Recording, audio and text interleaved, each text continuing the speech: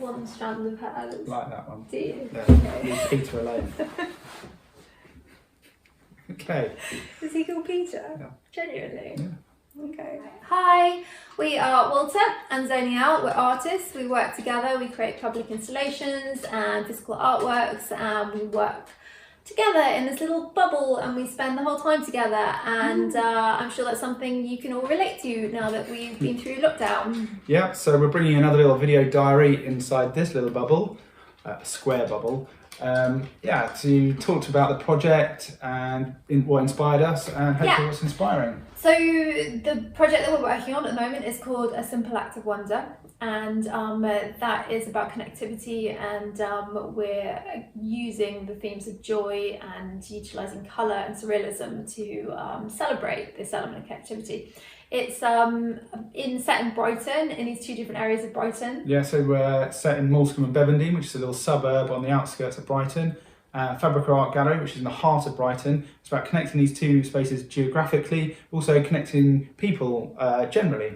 Yeah, the element of connectivity has obviously become far more magnified in this time. And that is an element that we really kind of enjoyed celebrating and found a lot of inspiration from when we went through the first process of being there and seeing like what we would draw inspiration from in this environment. I mean, one of the very first things that we found inspiring, apart from the fact that it's a public artwork, I mean, we find creating public artwork very inspiring because we are firm believers in art being for everybody. Art is for everybody. Art is for everybody. It's totally for everybody.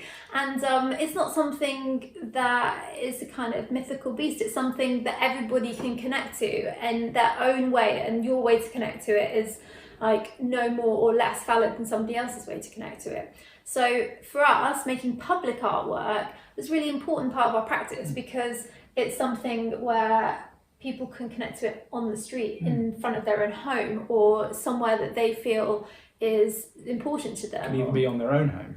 It could be on their own home. And so the very first thing that struck us, the kind of points of inspiration. The amount of kind of community groups we met, there are tons of community groups, which spoke volumes really for the area of Moulscombe and Bevendine itself. And within these groups, there was lots of creativity we had there, you know? Yeah, and physically, there was an element that inspired us. So on our first physical visit to Moulscombe and Bevendine, then it had this real sense of being like an amphitheatre. It's a suburb of a city, and all the buildings are built mostly between the 20s to the 50s.